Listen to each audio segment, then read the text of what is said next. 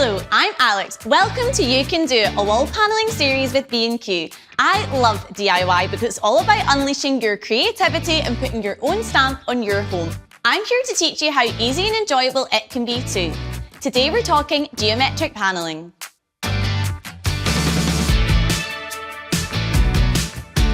Here I am in our custom-built children's bedroom where we've installed geometric wall panelling.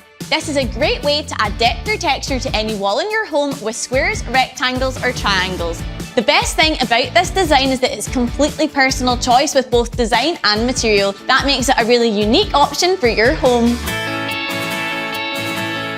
A child's bedroom is somewhere in the home that we typically see brighter colours or different patterns than you might have elsewhere. One way that we can do that with panelling is by adding geometric panelling to a feature wall within a child's bedroom. Now this can be a really fun way to also get your children involved because we can play around with what type of design we want to have. Now this is quite a complex design whilst this is much more simple, but you can just have fun with it, and often, to be honest, with this style of panelling, I see how it feels as I go. You can play around with different widths and thicknesses of the woods, but there's no rule book here. You can mix and match and see what feels best for your space. Now, when it came to choosing a paint for this design, I really wanted to go for a dusky pink, but with so many options on the market, I wanted to see how the paint fell in the space beforehand. A great way to do this is by sampling your paint on some scrap cardboard and then coming back into the room to see how they look throughout different times in the day. Because colour changes depending on the light into the space and where it is in the room, so that's a great tip before choosing your final colour and making that decision.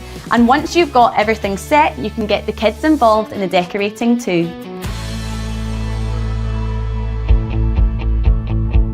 As you can see, we've already got our wall pre-painted here. I definitely recommend doing that before you put any wood on the wall to make your life easier. Now, the first thing we want to do is measure the width and height of our space. I make that 234 centimetres. Now it's completely personal preference whether you decide to do an outside border, but I find it makes for a much neater project around the edges. You'll then want to take one of your longest sections of wood. You'll typically find these in the store are 2.4 metres. Now what I like to do is place this against the wall until it basically sits flush, and when I come to do this, these will be cut at a 45-degree angle. Now this is basically my first starting guide piece, and I will then on a sheet of paper draw out my design and take the rest of my design from this piece, and that starts to give you an idea of how much wood you need. Now you'll notice we've managed to avoid the socket with this first guide piece. Make sure if you have any obstacles like windows, doors or sockets that you're mindful of them when you're planning the design. We'll just keep an eye on trying to avoid those as we move through the project.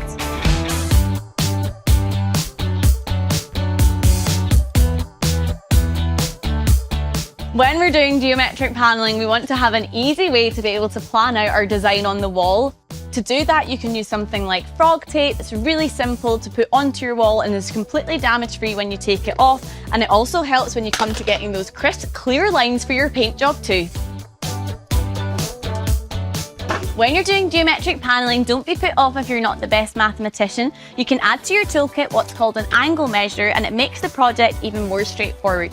You put it up to the wall, it works out what angle your triangle is, you set that to your saw, and Bob's your uncle. So what you have to be really careful of when you're choosing strip wood for geometric panelling is that you don't want it to have knots. If your wood has knots on it, you then add knotting solution. If you don't, then they'll show through your project once the paint's on, and nobody wants that. Now, I would typically recommend going for 45 or 90-degree angles, but if you end up with a bit of a crazy design when you draw it out on paper, I recommend having a digital angle measure to make your life much easier. Now, because we're in a studio here today, we don't need to worry too much about there being anything like pipes or wires behind this wall, but for you at home, make sure you grab a stud finder and check before you get started. You can also use this to find any wood studs within your area that you're working and mark these on the wall so you can try to secure into these with your nails with your strip wood. Now that we've got that out the way, let's get on to the fun part of seeing what the design will look like on the wall. Now to do this, I'm choosing to use yellow frog tape, which is from the Delicate Surface range. This is designed for freshly painted surfaces, so it means when we take it back off of the wall, it won't damage our already done paint job. You don't have to worry about being exact at this point. We're just trying to get a rough guide of how it's going to look on the wall.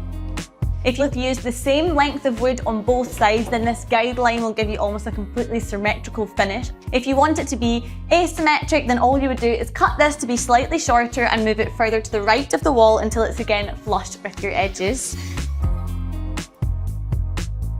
Now that we've got these two guidelines on the wall, we can work off at a 90-degree angle across the rest of the wall to see how the design's going to look. You don't have to worry about the angles being exact at this point. We'll make sure everything is perfect before we put anything properly onto the wall later. Now I know my angles aren't perfect right now with the rough tape markings, but what I'll do is as I transfer each piece of wood onto the wall, I'll be sure to check with my set square that it's either at 45 or 90 degrees. Now in spaces where we have a double piece of wood, I like to use a scrap piece of wood so I can ensure that both pieces are equidistant and I have a really clean design. Now you can find with using pine strip wood that it might have knots on it. So for this project, we're using a 2-in-1 knotting and wood primer solution. And once this is dry, we'll then be able to apply our paint. Because we've done the correct preparation work, we should have a really lovely, rich colour that's uniform across all of our strip wood once it's on the wall. We're using a miter saw for today's project because we need to be able to cut at 45 degrees. But first we have to set the saw up. Push and then turn your saw all the way to the right and it will lock into place once it's at 45 degrees.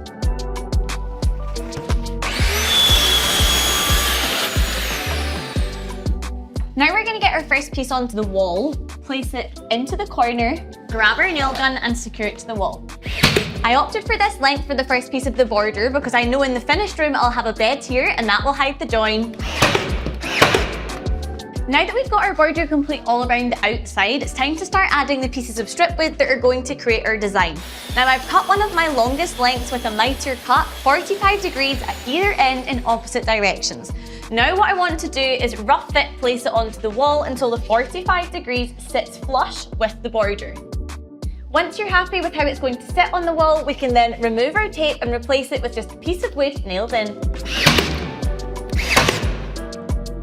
Anywhere that the wood meets in the centre of the wall will be a straight cut and will be at 90 degrees. Anywhere that the wood meets the edge of the wall at the border will be a miter cut and will be at 45 degrees. Now, because we're working with exact measurements now, you may find that when you place your piece of wood on the wall, it doesn't exactly match your tape. Don't worry too much about this, just work with the angles and you'll get it right. For areas where we've got a double section, I like to use a scrap piece of wood as my spacer and mark with a pencil at both the top and bottom. I can then take my already mitered edge up to the wall and use this to determine the length that the strip wood needs to be. Make sure the miter is in really tight at the wall and then make your marking across your section of wood. Once you've secured all of the wood to the wall, you may find that you have a small gap between the wall and your piece of strip wood. This is totally normal, and what we're going to do to combat that is use some decorator's caulk and run it round the edge of the seam. What I like to do is follow behind with a wet paintbrush to get a completely smooth finish. The final step is to use polyfiller to fill in where your nail holes are and also to fill any joins that are wood to wood across the wall. Once your polyfill is dry, you then want to go over it with a fine grit sandpaper. I like to feel back over it after every few just to check it's completely silky smooth before I finish it off with my paint.